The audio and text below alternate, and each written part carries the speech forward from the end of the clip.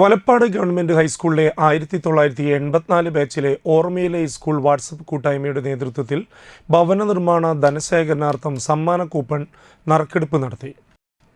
കൂട്ടായ്മയിലെ 4 നിർധനരായ അംഗങ്ങൾക്ക് വീട് നിർമ്മിച്ചു നൽകുന്നതിന് വേണ്ടിയാണ് സമ്മാന കൂപ്പൺ പദ്ധതി ആരംഭിച്ചത്. കൂട്ടായ്മ അംഗവും വലപ്പാട് പഞ്ചായത്ത് ക്ഷേമകാര്യ സ്റ്റാൻഡിംഗ് കമ്മിറ്റി ചെയർമാനുമായ സുധീർ പട്ടാലി ഉദ്ഘാടനം നിർവഹിച്ചു. ജിജു അരയമ്പറമ്പിൽ അധ്യക്ഷനായി.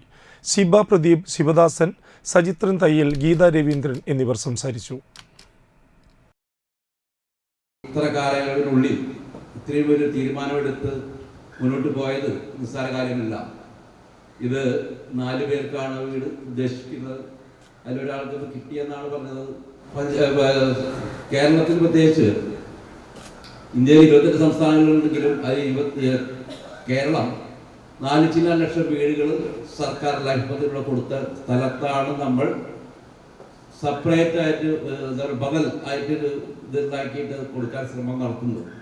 ആ ശ്രമത്തിലേക്ക് ഇതുവരെ പങ്കാളികളല്ലാത്തവർക്കും ഇന്നു മുതൽ പങ്കാളികളാവാൻ നമ്മൾ ശ്രമിക്കണം.